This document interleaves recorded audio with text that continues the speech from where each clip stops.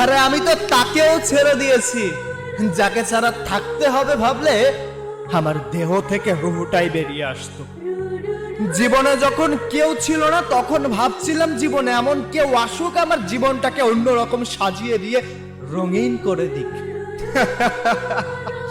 সে কিন্তু আমার জীবনে এসেছিল, সে আমার জীবন রঙিনও করেছিল, কিন্তু বিচ্ছেদের যন্ত্রণা যে এতটা ভয়ঙ্কর হবে যদি জানতাম তাহলে কোনোদিন এই জীবনে কাউকে চাইতাম না।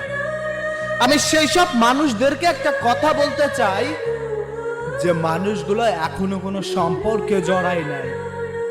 তুমি দেখেছো শুধু তাদের দুষ্টু মিষ্টি কথা আর ভালোবাসা, কিন্তু তুমি অনুভব করোনি বিচ্ছেদের যন্ত্রণা। বিচ্ছেদের যন্ত্রণা কেমন হয় যদি তুমি জানতে চাও তাহলে কারো প্রতি অসীম পরিমাণে মায়ায় জড়াও।